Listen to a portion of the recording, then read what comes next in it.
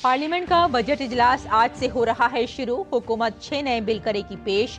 वजीर खजाना निर्मला सीतारमण कल मुकम्मल बजट से पहले साल 2023-24 का इख्तिसादी सर्वे करेंगी पेश।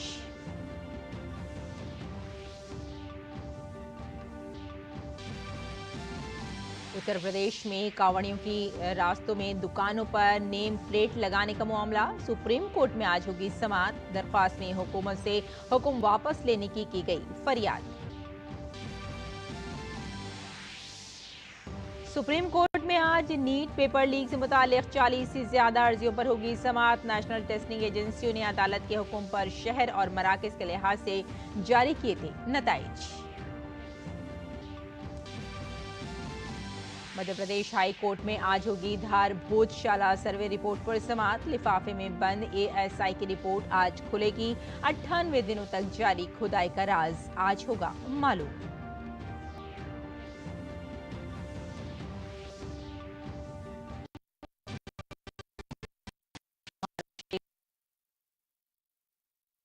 नागपुर भंडारा में आज स्कूल बंद। उत्तराखंड और हिमाचल में भी मूसलाधार बारिश की वार्निंग जारी।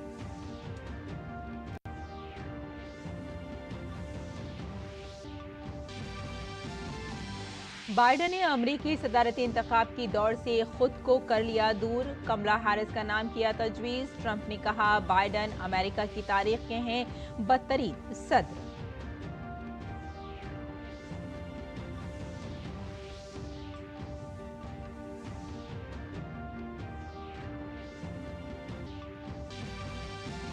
आज सावन का है पहला सोमवार। शिव मंदिरों में भगवान भोलेनाथ के दर्शन के लिए मंदिरों में अकीदतमंदों की देखी जा रही है भीड़। कांवड़ यात्रा भी आज से हो रही है शुरू।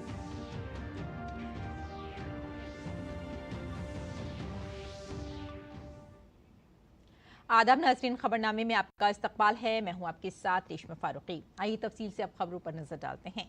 पार्लियामेंट का मॉनसून इजलास आज से शुरू होने वाला है। 22 जुलाई से शुरू होने वाला ये इजलास 12 अगस्त तक जारी रहेगा। 22 दिनों में 19 इजलास होंगे। वजीर खजाना निर्मला सीतारमण कल मोदी हुकूमत की तीसरी मियाद का पहला बजट पेश करेंगी। इससे कबल आज वजीर खजाना पार्लियामेंट के दोनों ऐवानों में माली साल 2023-24 का इख्तिसादी सर्वे पेश करेंगी। मॉनसून सेशन के दौरान बहस और मंजूरी के लिए कुल 6 नए बिल भी ऐवान में पेश किए जाएंगे। बजट इजलास के दौरान जम्मू कश्मीर का बजट पेश किया जाएगा।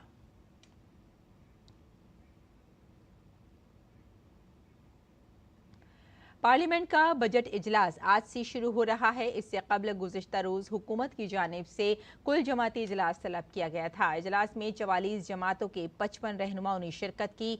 मुलाकात में पार्लियामेंट के इजलास को खुश उसलूबी से चलाने पर तबादला ख्याल किया गया। अपोजिशन जमातों ने जहां इस मीटिंग में कई तजावीज़ पेश की, वहीं एनडीए की पार्टियों ने भी अपनी अपनी रियासतों से मुताल्लिक़ मसाइल को पार्लियामेंट में पेश करने की बात की।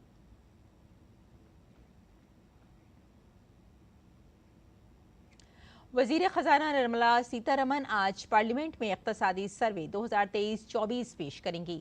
मोदी हुकूमत की तीसरे मियाद का पहला बजट कल ऐवान में पेश किया जाएगा। ऐसे में पार्लिमानी रिवायत के मुताबिक इख्तिसादी सर्वे बजट पेश करने से एक दिन पहले पेश किया जाता है। आपको बताते चलें कि इकोनॉमिक सर्वे एक रिपोर्ट कार्ड की तरह होता है, जिसमें गुज़िश्ता माली साल के हिसाब किताब शामिल होते हैं। बजट से पहले पेश किए गए इख्तिसादी सर्वे से आम लोगों को सरमायाकारी, बचत, महंगाई वगैरह जैसे कई अहम मसाइल पर मौजूदा सूरत हाल के बारे में मालूमात फराहम की जाती है।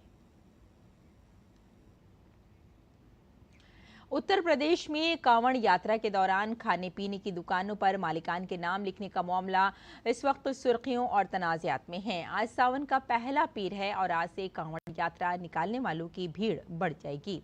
दरअसल इस मुतनाज़ मामले की समाअत आज सुप्रीम कोर्ट में होगी।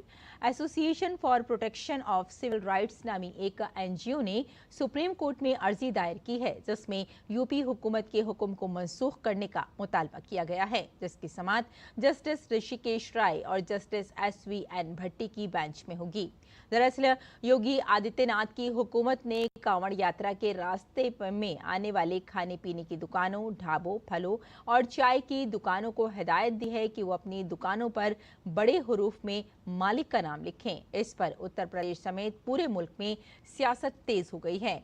अपोजिशन जमातें इसे ऐसे अहकामात को फिरकावाराना और तफर्रुका अंगेज करार दे रही हैं। और सुप्रीम कोर्ट आज नीट यूजी इम्तिहान में बेज़ाब्तगियों से मुताल्लिक अर्जियों पर समाअत करेगी। अर्जी गुजारों का मुतालबा है कि नीट के इम्तिहान को मनसूख करके इसे नए सिरे से मुनक्किद किया जाना चाहिए। इम्तिहान में बेज़ाब्तगियों की तहकीकात की जाए। चीफ जस्टिस DY चंद्रचूड़ की सरबराही वाली डिवीजन बेंच इस केस की समाअत करेगी। डिवीजन बेंच ने बिहार पुलिस और इसके इख्तिसादी जराइम यूनिट से रिपोर्ट की एक कापी भी मांगी है, जो नीट पेपर लीक मामले की तहकीकात कर रही है। सॉलिसिटर जनरल तुषार मेहता ने अदालत उज़्मा से कहा था कि वो इन दोनों रिपोर्टों को अदालत के सामने रखेंगे। नीट का पर्चा लीक होने का इंकशाफ सबसे पहले पटना पुलिस ने 5 मई को इम्तिहान के दिन ही किया था। इस सिलसिले में शहर के शास्त्री नगर पुलिस स्टेशन में FIR दर्ज की गई थी। इस केस को बाद में बिहार पुलिस के इकोनॉमिक ऑफिस यूनिट की मुंतकिल कर दिया गया था। मरकजी हुकूमत ने केस की जांच की जिम्मेदारी CBI को सौंपी थी। और आइए जान लेते हैं अब बजट से मुताल्लिक़ कुछ और खबरें।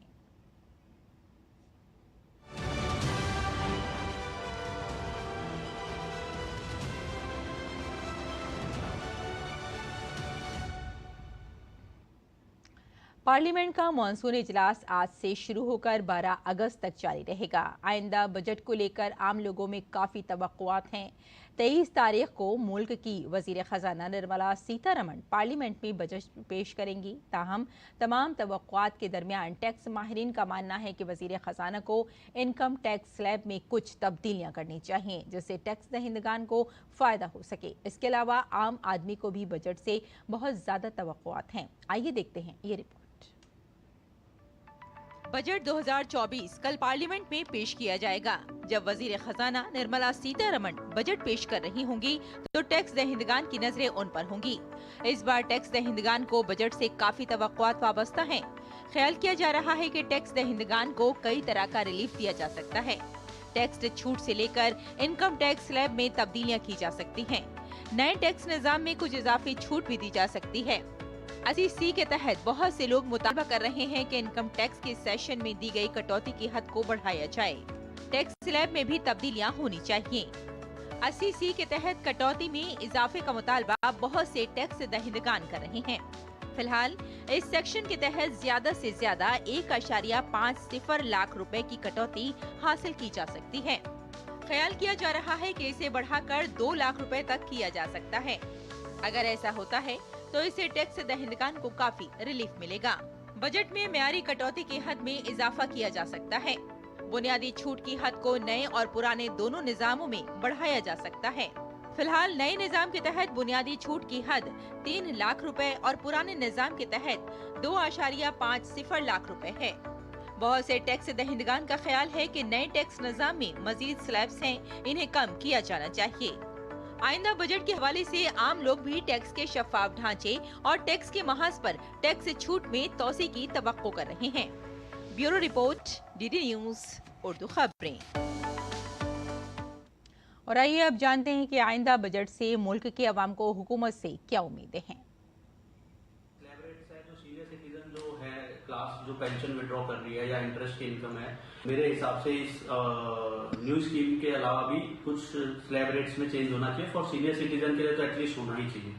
सेकंड पॉइंट है कि जो यूथ है जो इन्वेस्ट कर रहा है शेयर मार्केट के अंदर, जो फ्यूचर एंड ऑप्शंस के अंदर बहुत अच्छे लेवल पे इस समय इन्वेस्टमेंट कर रहा है जो यूथ है, उसके लिए भी कुछ ना कुछ टैक्स बेनिफिट इसके अंदर आना चाहिए। अप टू 1 लाख रुपीज अभी लॉन्ग टर्म कैपिटल गेन को एग्जेम्पशन दी गई है, लेकिन उस amount short term capital gain पे भी कुछ ना कुछ एग्जेम्पशन होनी चाहिए। प्लस लॉन्ग टर्म के एग्जेम्पशन के अमाउंट को भी बढ़ाना चाहिए। इंटरेस्ट है हमारे सेविंग अकाउंट्स में, वो इंक्रीज होना चाहिए ताकि जो पैसा रखा हुआ है लोगों का आइडियल बैंक में, उनको लग रहा है वो ग्रो हो रहा है, एट द सेम टाइम उस पैसे को गवर्नमेंट यूज कर सकती है। सेकेंडली, जो टैक्स स्लैब्स हैं उसको एक बार रिवाइज करना चाहिए और उसमें थोड़ा टैक्स बेनिफिट जरूर होना चाहिए। चाहे वो होम लोन हो, पर्सनल लोन हो, तो उस पे जो मूल और जो हमारा जो ब्याज है उस पे थोड़ा टैक्स ज़्यादा बेनिफिट मिले तो इंसान पहला घर तो बना लेते हैं, जो एक सपना है सबका, लेकिन इस तरह हम अपना एक दूसरा घर भी बना सकते हैं।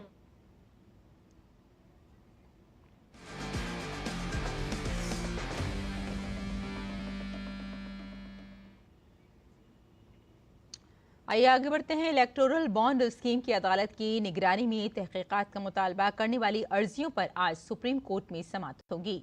चीफ जस्टिस डीवाई चंद्रचूड़ की बेंच 2 एनजीओज, कॉमन कॉज और centre for public interest litigation की अर्जी पर इसकी समाअत कर सकती है। इस केस से मुताल्लिक़ दरख्वास्तों में 2 मुतालबात किए गए हैं। सबसे पहले कॉरपोरेट्स और सियासी पार्टियों के दरमियान इंतखाबी बॉन्ड्स के जरिए होने वाले लेन देन की जांच SIT से कराई जाए। SIT की निगरानी सुप्रीम कोर्ट के रिटायर्ड जज करें। दूसरा मुतालबा यह है कि किस तरह नुकसान में रहने वाली कंपनियां बशमूल शेल कंपनियों ने सियासी जमातों की फंडिंग की। दरख्वास्त मार्च 2024 में इंतखाबी बॉन्ड्स का डेटा सामने आने के बाद दायर की गई थी। इससे कबल सुप्रीम कोर्ट ने अपने फरवरी के फैसले में इंतखाबी बॉन्ड स्कीम को खत्म कर दिया था, जिसके तहत सियासी जमातों को गुमनाम तौर पर रकम दी जा सकती थी और स्टेट बैंक ऑफ इंडिया को फौरी तौर पर इंतखाबी बॉन्ड जारी करना बंद करने का हुक्म दिया था। और मध्य प्रदेश के धार में वाक़ इंदौर बेंच पर होगी। फौज भोजशाला कॉम्प्लेक्स में 98 दिनों के सर्वे के बाद आर्कियोलॉजिकल सर्वे ऑफ इंडिया ने 15 जुलाई को बंद लिफाफे में हाई कोर्ट में रिपोर्ट पेश कर दी थी। सर्वे में SI टीम को कई शवाहिद और बाक़ियात मिले हैं, जिन्हें तकरीबन 2000 सफ़हात पर मुश्तमिल रिपोर्ट में शामिल किया गया है। SI टीम ने सर्वे के दौरान फोटोग्राफी और वीडियोग्राफी भी करवाई। हिंदू फ्रंट फॉर जस्टिस ने अदालत में दायर अपनी दरख्वास्त में तकरीबन 1000 साल पुराने भोजशाला कॉम्प्लेक्स की साइंसी तहकीकात और दीगर सर्वे एक मुय्यना मुद्दत में कराने का मुतालबा किया था, जिसके बाद अदालत ने ASI को सर्वे कराने की हिदायत दी थी। दरअसल पूरा तनाज़ा ASI के 2003 के हुक्म को लेकर है, जिसमें 2 फ़िरक़ों के दरमियान तनाज़ा बढ़ने पर SI ने भोजशाला के अहाते में दाखिले को महदूद करने का हुक्म जारी किया था। इस पूरे मामले पर आज मध्य प्रदेश हाई कोर्ट की इंदौर बेंच पर समाअत होगी। जम्मू कश्मीर के राजौरी के एक गांव में फौजी चौकी पर दहशतगर्दाना हमले को नाकाम बना दिया गया। ताज़ा तरीन इत्तलात के मुताबिक फायरिंग जारी है। PRO डिफेंस जम्मू के मुताबिक इस मामले में मजीद मालूमात का इंतजार है। अमरनाथ यात्रा जारी है। बाबा बर्फानी के दर्शन के लिए मुल्क और बैरून मुल्क से अकीदतमंद अमरनाथ धाम पहुंच रहे हैं। सख्त हिफाजती इंतजामात के दरमियान यात्रियों का एक और नया जत्था आज सुबह पांथा चौक श्रीनगर बेस कैंप से अमरनाथ यात्रा के लिए रवाना हुआ। यात्री बालताल और पहलगाम यात्रा के बेस कैंप की तरफ जा रहे हैं, जहां वो अपने अकीदे के मुताबिक बाबा बर्फानी के दर्शन करेंगे और उनका आशीर्वाद हासिल करेंगे।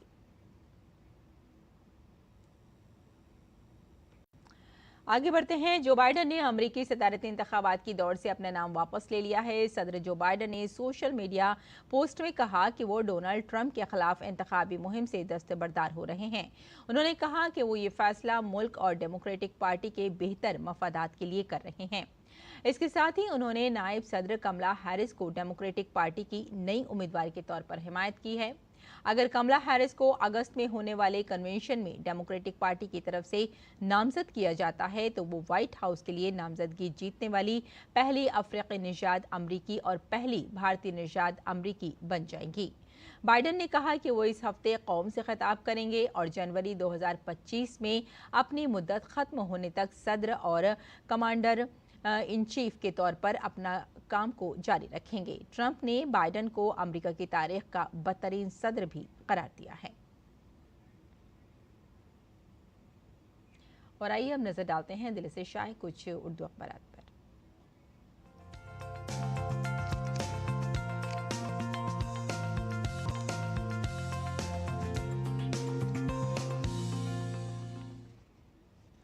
तो आइए नाज़रीन, अखबारात के जायजे में सबसे पहले बात कर लेते हैं रोजनामा राष्ट्रीय सहारा की। राष्ट्रीय सहारा के सफ़े अव्वल की सुर्खी की बात करें तो पार्लियामेंट का बजट इजलास हंगामा खेज रहने का इम्कान बताया जा रहा है और कुल जमाती मीटिंग में सरकार ने पेश किया अपना एजेंडा। अपोजिशन पार्टी के लीडरों ने इश्यूज उठाकर अपने तेवर दिखाए और साथ में आपको यहाँ ये बताते चलें कि इजलास में पहले दिन इक़्तिसादी सर्वे की उम्मीद है और दूसरे दिन आम बजट पेश किया जाएगा और साथ ही इजलास के दौरान सरकार पेश करेगी 6 बिल। राज्यसभा में 23 प्राइवेट बिल भी दर्ज फहरिस्त हैं। तो नाज़रीन, सबकी नज़रें इसी खबर पर रहेगी और आइए अब नज़र डाल लेते हैं अगली सुर्खी पर और नीट इम्तिहान मामले से मुताल्लिक़ ये खबर है सुप्रीम कोर्ट में जिसकी समाअत आज होगी। आपको बता दें कि अर्जी गुजारों का मुतालबा था कि नीट के इम्तिहान को मनसूख करके नए सिरे से कराया जाए और जो इसमें बेज़ाब्तगियाँ हुई हैं उसकी भी तहक़ीक़ साथ में की जाए। और आइए अब नज़र डाल लेते हैं रोजनामा हिंदुस्तान एक्सप्रेस पर। नाज़रीन, कल भारत मंडपम में, दिल्ली के भारत मंडपम में अक़वाम मुत्तहिदा की तालीमी, साइंसी और सकाफ़ती तंजीम यूनेस्को की आलमी सकाफ़ती विरसा कमेटी के इजलास का कल इफ्तिताह किया वज़ीर आज़म नरेंद्र मोदी ने और अपने बयान में उन्होंने कहा कि हिंदुस्तान की विरासत सिर्फ तारीख़ नहीं, इल्म का ज़ख़ीरा भी है। और अब नज़र डाल लेते हैं इसी अखबार की अगली सुर्खी पर। मरकज़ी हुकूमत ने की निपाह वायरस पर होशियार रहने की हिदायत। जी हाँ, हिदायत दी गई है क्योंकि केरल में निपाह वायरस के कई मामले सामने आ चुके हैं और निपाह वायरस से एक बच्चे की केरल में मौत हो गई है। लिहाजा मरकज़ी हुकूमत ने जितने भी सरकारें हैं उनसे कहा है कि जल्द से जल्द तिब्बी कदम उठाए जाएँ जिससे आम लोगों को फ़ायदा हो सके और सारी तिब्बी सहूलियात उन्हें मिल सकें। और अब नज़र डाल लेते हैं अगली सुर्खी पर। केदारनाथ यात्रा के रास्ते पर कल लैंडस्लाइडिंग हुई है। कल एक बहुत दर्दनाक हादसा ये पेश आया था और अक़ीदतमंद इसमें दब चुके थे और 3 की मौत बताई जा रही थी। अमरनाथ यात्रा 3000 से ज़्यादा यात्रियों का एक और काफ़िला कश्मीर रवाना हुआ है आज। तो नाज़रीन, ये था कल की खबर के रास्ते में लैंडस्लाइडिंग हुई जिससे काफ़ी लोगों को परेशानी का सामना हुआ। और जैसे कि हम सभी जानते हैं कि वज़ीर आज़म नरेंद्र मोदी की मुहिम है एक पेड़ माँ के नाम, जिससे सभी लोग बेहद मुतासिर हो रहे हैं और सभी पेड़ लगाने की कोशिश भी कर रहे हैं ताकि वो न सही लेकिन आने वाली जो नस्ल है उस पेड़ से फ़ायदा उठा सके। लिहाजा माहौलियाती पाकीज़गी के लिए मुख्तलिफ अजला में अवामी नुमाइंदगान और अफसरान के हाथों कल शजरकारी की गई ताकि हर तरह से जो माहौल है उसकी हिफाजत की जा सके और ज़्यादा से ज़्यादा पेड़ लगाए जा सके। और आइए अब देख लेते हैं चलते चलते नाज़रीन एक और सुर्खी। इस्राईली फ़ौज की वहशियाना बमबारी जारी और 64 फ़लस्तीनी इसमें शहीद बताए जा रहे हैं और 105 ज़ख्मी। देखा जाए तो आलमी अदालत इंसाफ में इसराइली जारहियत के ख़िलाफ़ फ़ैसला आने के बाद ही ये हमले तेज़ किए गए हैं और सहूनी फ़ौज ने गज़ा पर जो हमले थे वो काफ़ी तेज़ कर दिए हैं जिसमें बताया गया कि 64 फ़लस्तीनी शहीद हुए हैं और कई इसमें ज़ख्मी भी हुए हैं। तो नाज़रीन, ये था अखबारात का मुख्तसर सा जायज़ा और आइए अब लौटते हैं बुलेटिन की जानिब। कुछ और ख़बरों पर नज़र डाल लेते हैं। भारतीय हुकूमत की तमाम वजारतों और महकमों में किसानों की माशी तरक्की के लिए 100 एक्शन प्लान बनाकर मिशन मोड पर काम किया जा रहा है। इस सिलसिले में ICAR ने 100 दिन का रोड मैप बनाया है। एक्शन प्लान के तहत ICAR के 5521 ज़रई साइंसदान 100 दिनों में 100 बीज की नई किस्में और 100 दिनों में 100 टेक्नोलॉजीज़ पर काम कर रहे हैं। ICAR के जरिए चावल, गेहूं और बागबानी समेत मुख्तलिफ फसलों में बीज की नई अक़साम और टेक्नोलॉजीज़ के मौजू पर हमारे नुमाइंदे OP यादव ने बात की ICAR के डायरेक्टर जनरल डॉक्टर हिमांशु पाठक से। नई सरकार बनी है, नया विजन है और नई तरह के इनोवेशन को लेकर रोड मैप भी बन चुका है। अभी इसी विषय पर बात करने के लिए हमारे साथ मौजूद है भारतीय कृषि अनुसंधान परिषद के महानिदेशक डॉक्टर हिमांशु पाठक। सर, सबसे पहले आपको बधाई, आप जब से DG बने तब से नए इनोवेशन, नवाचार और किसानों की तरक्की के कई विकल्प खुले, लेकिन अब गवर्नमेंट ने एक और नया रोड मैप तैयार किया, 100 दिन का रोड मैप। उसमें क्या क्या ICAR आपकी तरफ से हम देखें? 100 दिन का जो हमारा कार्यक्रम है उसमें 4-5 मुख्य बिंदु आपको मैं बताना चाहूँगा। 1 वैरायटी 1 डे करके 100 वैरायटी इन 100 डेज, जो हम माननीय प्रधानमंत्री जी का कर कमलों से उसको विमोचन कराना चाहेंगे। फिर हमारा 100 डेज में 100 टेक्नोलॉजीज़, 1 टेक्नोलॉजी 1 डे और 1 पब्लिकेशन 1 डे। और 100 दिन में 100 शोध पत्र जो इंटरनेशनल रेपुटेड जर्नल्स है उसमें जो है कि हम पब्लिश करेंगे। साथ साथ हमारा केबी केस जो है उसको स्ट्रेंथन करने के लिए एक रूपरेखा हम 100 दिन के अंदर बनाएंगे और इसको आगे हम इसको कार्यान्वित करेंगे। हमारे जो एजुकेशन का क्षेत्र है उसमें किस तरीके से एडमिशन हमारे और जल्द आसानी से और ज़्यादा संख्या में हम कर पाएँ, उसके लिए पूरा प्रोसेस को जो है कि हम स्ट्रीमलाइन करेंगे। क्लाइमेट चेंज जो है कि एक बहुत बड़ा मुद्दा है इस समय, तो हम इस 100 दिन में हमारे एक नया मॉडल जो है कि हम लाएंगे। अब जो है कि हम ब्लॉक लेवल में इस कॉन्टीजेंसी प्लानिंग किस तरीके से करेंगे ताकि हमारे ज़्यादा से ज़्यादा तक हम पहुंच पाएंगे। तो ये कुछ मुख्य जो है कि हमारा टारगेट्स इस 100 दिन का हमने रखा हुआ है। आपने भी विलेज सीड के नाम से नया कॉन्सेप्ट शुरू किया है, ये क्या है? हमारे जो कृषि विज्ञान केंद्र हैं उसके माध्यम से हम सीड हब्स बना करके खास करके पल्स और ऑयल सीड को हम आगे ले जाना चाहते हैं। हमारे केवीकेस 95 केवीकेस पल्स हब के लिए और अराउंड 175 केवीकेस जो है कि हमारे ऑयल सीड्स के लिए, वो खुद भी सीड प्रोड्यूस करेंगे और उनके आसपास के विलेज को लेकर के हम मॉडल सीड विलेज अभी हम इस सीजन से बनाने जा रहे हैं।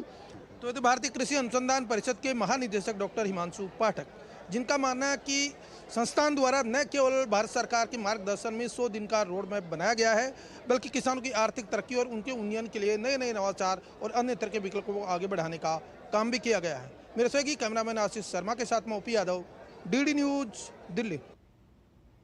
और आज सावन का महीना शुरू हो रहा है। इसके साथ ही आज सावन का पहला सोमवार यानी पीर भी है। सावन का महीना भगवान शिव का पसंदीदा महीना है। ऐसे में आज सुबह से ही शिव मंदिरों में अकीदतमंदों का जोक दर जोक आना शुरू हो गया है। पूजा की जा रही है, जिसमें उज्जैन में वाक़ई श्री महाकालेश्वर मंदिर भी शामिल है। इंतजामिया में भी इस बात को यकीनी बनाने के लिए पूरी तरह तैयार है कि अकीदतमंदों को किसी भी किस्म की परेशानी का सामना न करना पड़े। महाकाल सवारी खास तौर पर इस दिन उज्जैन में निकाली जाती है। ख्याल किया जाता है कि उज्जैन शहर के बादशाह बाबा महाकाल सावन के महीने की पहली सवारी पर लोगों का हाल जानने और शहर की सैर करने निकलते हैं। सावन के पहले पीर को मुल्क भर के मंदिरों में अकीदतमंदों का हुजूम होता है।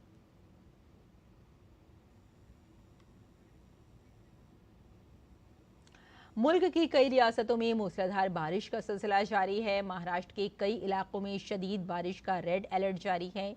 शदीद बारिश की वजह से नागपुर और भटिंडा में आज स्कूल बंद है। महाराष्ट्र के वजीर आला एकनाथ शिंदे ने हुक्काम को हाई अलर्ट पर रहने की हिदायत दी है। दारुल हुकूमत दिल्ली में गुज़िश्ता चंद दिनों से शदीद गर्मी जारी है। महकमा मौसमियात ने आज दिल्ली के कुछ इलाकों में हल्की बारिश की पेश। आज उत्तर प्रदेश के कई अजला में तेज बारिश भी हो सकती है। महकमा मौसमियात ने भी उत्तराखंड में शदीद बारिश का रेड अलर्ट जारी किया है। उत्तराखंड के गढ़वाल के कुमाऊं में ऑरेंज और येलो अलर्ट जारी किया गया है। इसके अलावा महकमा मौसमियात ने देहरादून, पौड़ी, नैनीताल समेत कई दूसरे अजला के लिए भी अलर्ट जारी किया है। और आइए अब जान लेते हैं मौसम का मिजाज।